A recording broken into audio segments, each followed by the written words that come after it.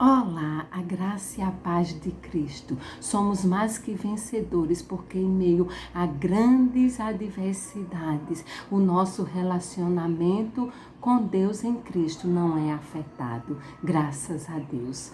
Pai, em nome de Jesus, te agradecemos porque em ti estamos seguros. Te pedimos, ó Pai, que o teu Espírito Santo, ele venha iluminar o nosso entendimento para a tua revelação em Cristo Jesus. Amém. Amém. Glória a Deus. Vamos dar início ao capítulo 4, que tem como título Algo Novo, Algo Velho. E nós já descobrimos e nós já sabemos que a nossa identidade espiritual está assentada na verdade bíblica de que somos santos que pecam e não pecadores. Que por meio da graça de Deus e por meio da nossa fé em Cristo, nascemos de novo, somos espiritualmente vivos e desfrutamos da união espiritual com Deus. E que por estarmos em Cristo já fomos declarados justos e somos totalmente aceitos diante de Deus. E que a base indispensável para o nosso crescimento e para a nossa maturidade cristã é a nossa compreensão e a atuação sobre a verdade de quem somos em Cristo. Mas também descobrimos que apesar da provisão de Deus para nós em Cristo, o nosso comportamento continua sendo imperfeito. Somos santos que pecam. A nossa posição em Cristo, ela está decidida, ela está segura e ela está garantida. Mas o nosso dia a dia é marcado pelo fracasso pessoal, pela desobediência que nos deixa triste e interrompe a harmonia da nossa relação com Deus. E vivemos nesse dilema, nos lamentando como Paulo. Não faço o bem que quero, mas o mal que não quero, esse faço. Miserável homem que sou, quem me livrará do corpo desta morte? Na tentativa de compreender a desobediência que causa distorções em nossa concepção de santidade, usamos alguns termos ameaçadores, como velha natureza, o eu velho, o velho homem, a carne e o pecado. E aí surgem algumas perguntas. Na realidade, o que estes termos significam? Eles são diferentes entre si ou são elementos intercambiáveis do mesmo problema? Como santos, nós persistimos em ser vítimas involuntários da velha natureza, do eu velho e da carne pecaminosa. Então, o objetivo do capítulo 4 é explorar estes termos, que frequentemente eles nos confundem quando tentamos enfrentar o lado pecaminoso da nossa santidade. Então, uma compreensão bíblica mais clara destes termos nos facilitará o entendimento mais amplo da nossa identidade e pavimentará o caminho para darmos passos em nosso crescimento cristão.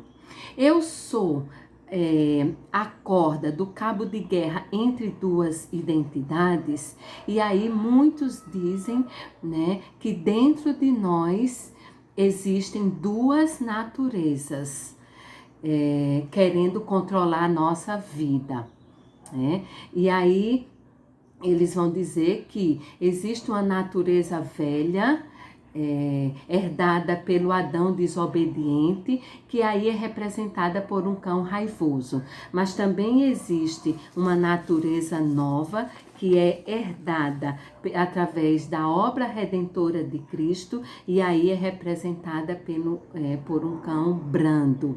E aí esses dois cães, eles são inimigos mortais e estão decididos a destruir um ao outro. Então, cada vez que nos envolvemos em pensamentos e em comportamentos mundanos, alimentamos o cão raivoso. Mas quando a nossa mente e as nossas atividades são dirigidas para coisas espirituais, alimentamos o cão brando.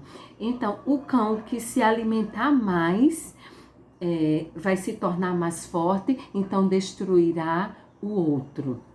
Essa ilustração, ela pode ser um instrumento útil para motivar os cristãos a se comportarem de maneira piedosa. Mas será que ela é bíblica?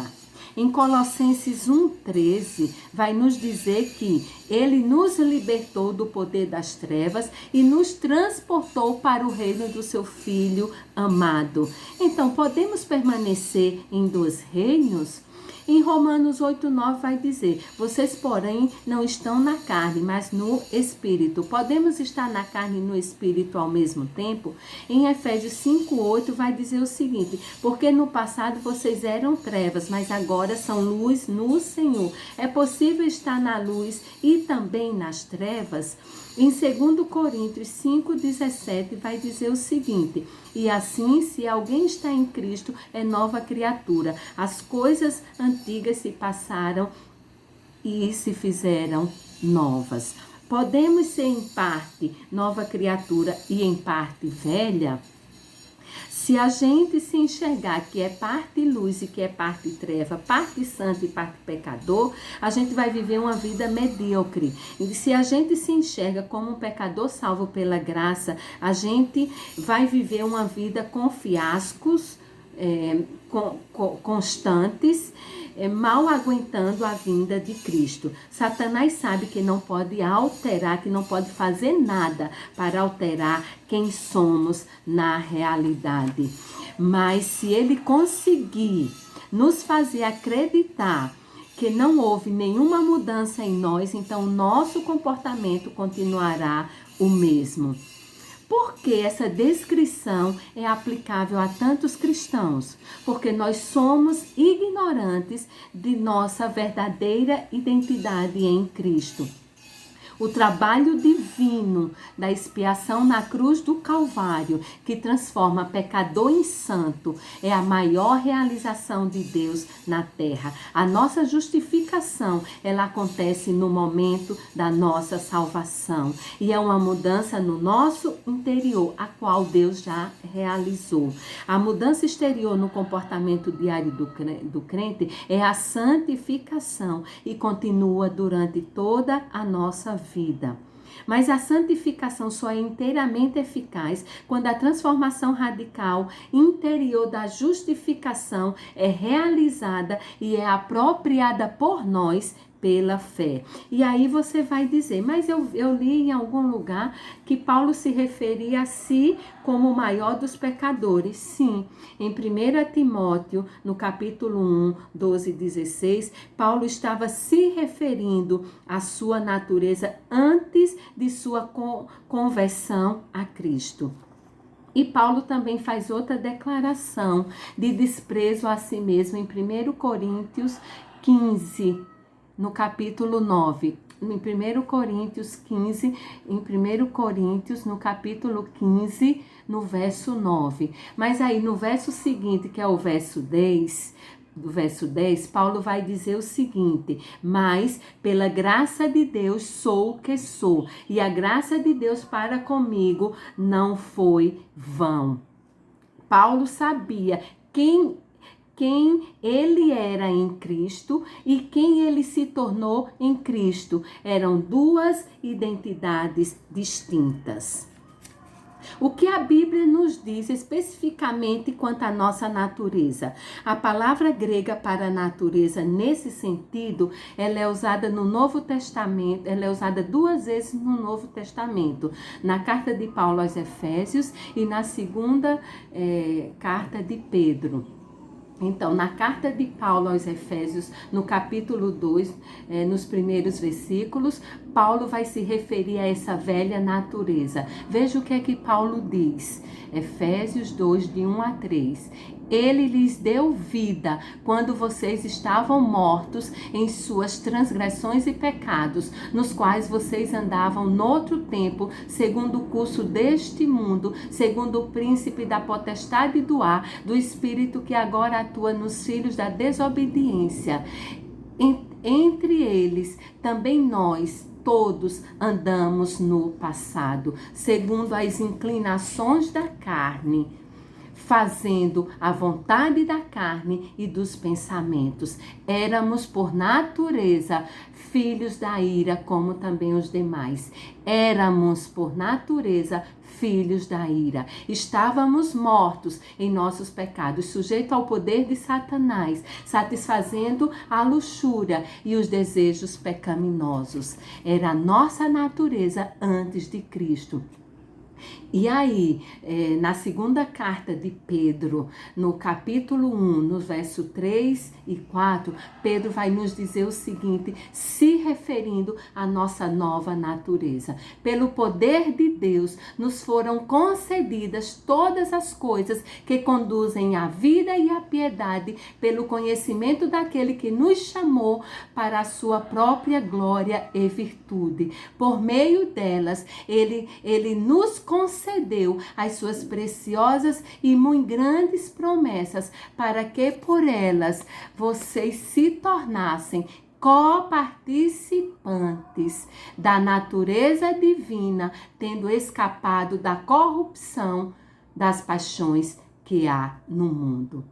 Quando nós alcançamos a união espiritual com Deus através do novo nascimento, nós não adicionamos a nova natureza divina à nossa velha natureza pecaminosa. Nós trocamos de natureza. A salvação não é apenas o perdão dos pecados, não é apenas o perdão de Deus a todos os pecados, como um passe para entrar no céu na hora da morte. A salvação é regeneração, salvação é transformação do nosso entendimento, é novidade de vida gerada pelo Espírito. Deus nos transformou de trevas em luz, de pecador em santo. Há algo novo em nós que não existia antes. Se Deus não tivesse mudado a nossa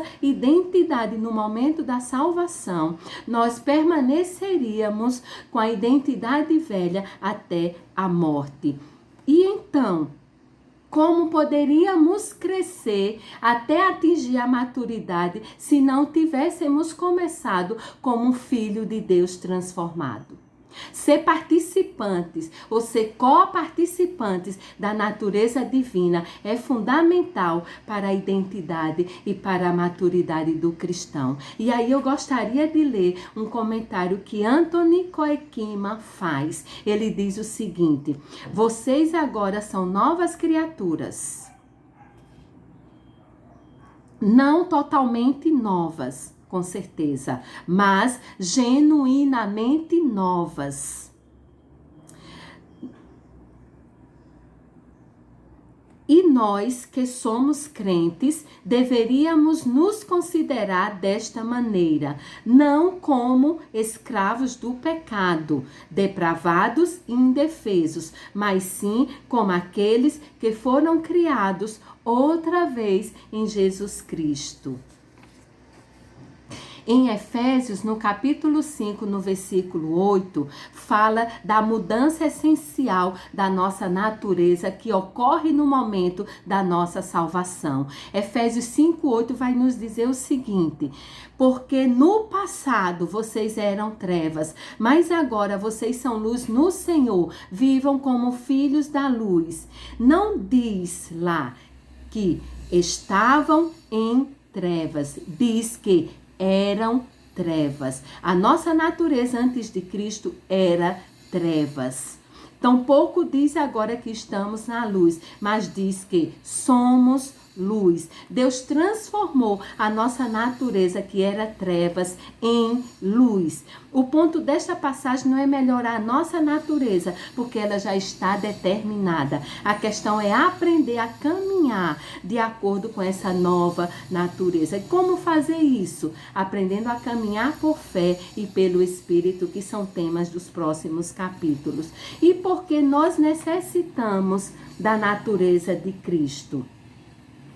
Nós necessitamos da natureza de Cristo para que possamos ser como Cristo e não apenas imitá-lo. Ele nos fez participantes, coparticipantes de sua natureza, para que possamos ser realmente como Ele.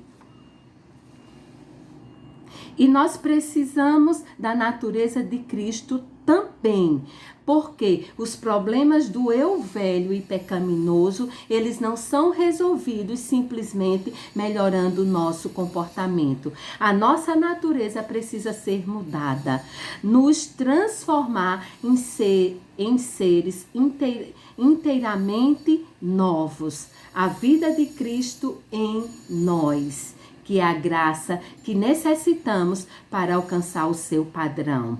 E aí a gente vai ver que o objetivo da mensagem do Sermão do Monte era transformar as pessoas em pessoas bem-aventuradas, transformar as pessoas em pessoas plenas. E aí a gente vai ver que os fariseus, eles tinham um comportamento exterior exemplar, mas seus corações cheiravam a morte. Jesus está interessado em criar pessoas novas de dentro para fora, imbuindo-as de uma nova natureza e criando um eu novo. Somente depois de Cristo ter mudado nossa identidade e nos tornado participante, coparticipante da sua natureza, seremos capazes de mudar o nosso comportamento. Já não sou uma pessoa natural, sou uma pessoa espiritual em Cristo. Essa é a minha verdadeira natureza. Quando eu decido andar nos caminhos antigos, que eu tinha antes da minha salvação, eu violo a minha nova natureza. Quando isso acontece, eu sinto-me culpado, porque o meu comportamento não está de acordo com quem eu sou, não está de acordo com a minha nova natureza. E agindo assim, eu não estou desenvolvendo a minha salvação, que é a minha santificação. Será que o meu modo de falar, o meu modo de pensar e as minhas emoções evidenciam que eu já estou trabalhando neste desenvolvimento, na minha santificação? Se eu ainda continuo sendo a mesma pessoa miserável, ranzinza e teimosa, então eu estou mentindo quando eu digo que Deus me salvou e me santificou. Para o cristão, a convicção do pecado é outra evidência da natureza nova. O homem velho está vivo, moribundo ou morto? Homem velho ou eu velho, a Bíblia se refere a esse homem velho ou a esse eu velho como homem natural, como diz lá em 1 Coríntios 2,14, que esse homem velho, esse homem natural que a Bíblia se refere, diz que ele não aceita e nem compreende as coisas do Espírito. E o que aconteceu com esse nosso eu velho no momento da nossa salvação? Ele morreu. Não o eu físico, mas o eu interior, controlado pela velha natureza herdada de Adão. Em Romanos 6, vai dizer o seguinte: como viveremos agora no pecado, nós que já morremos para ele? Colossenses 3:3 também vai dizer o seguinte: morri com Cristo, ressurgi com Cristo, minha vida está escondida com Cristo em Deus.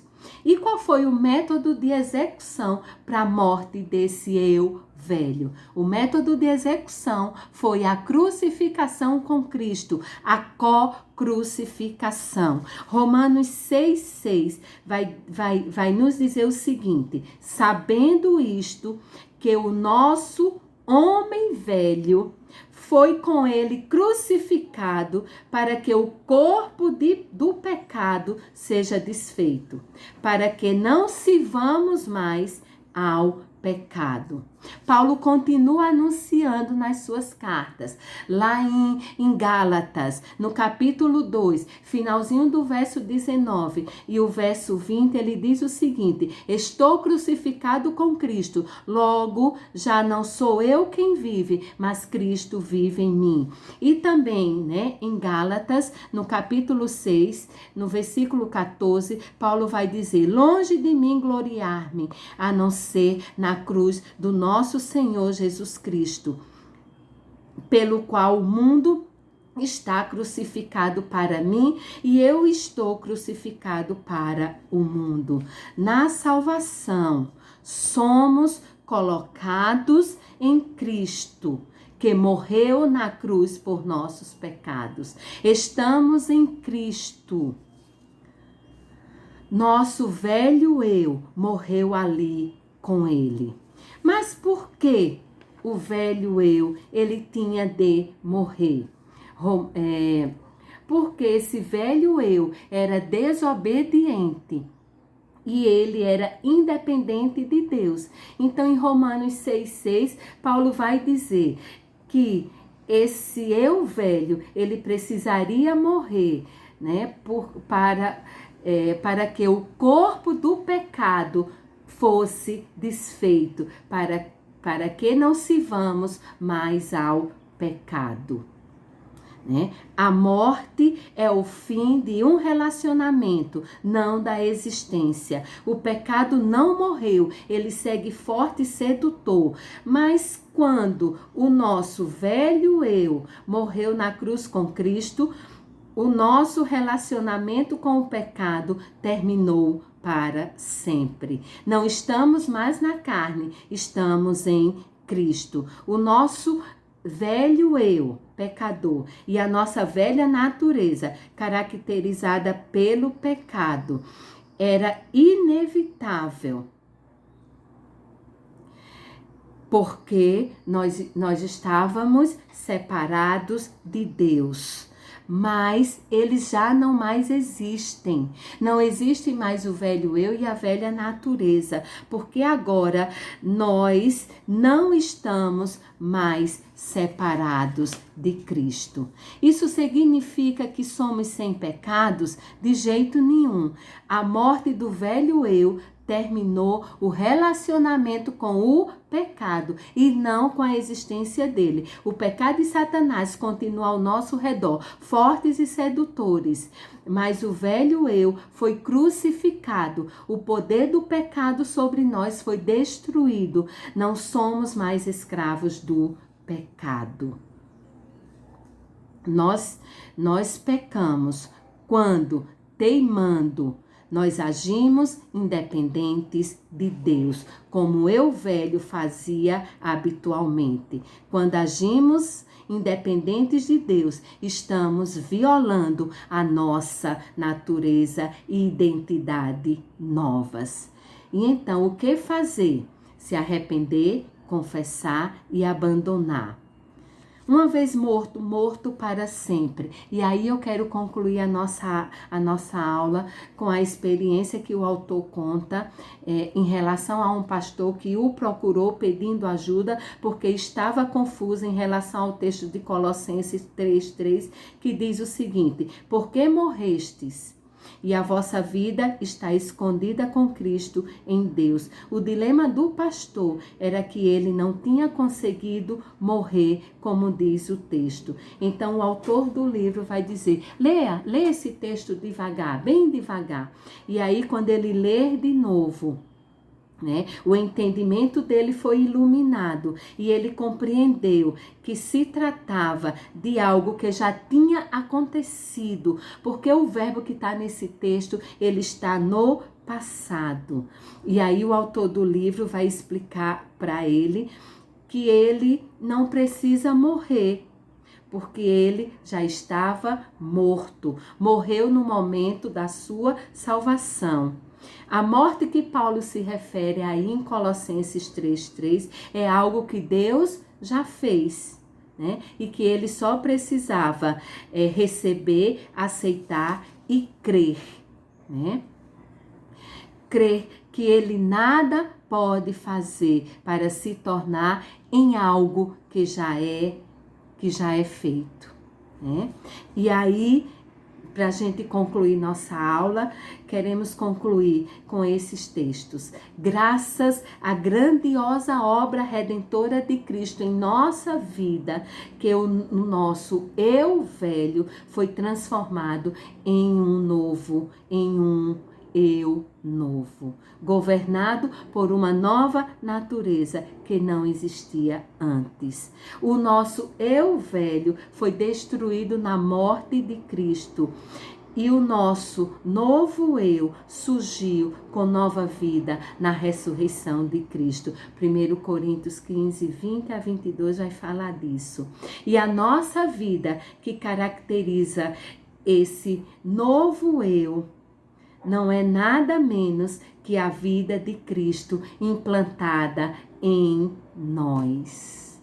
Glória a Deus. Que Deus continue nos abençoando. Pai, em nome de Jesus, te agradecemos pela tua verdade revelada, Pai.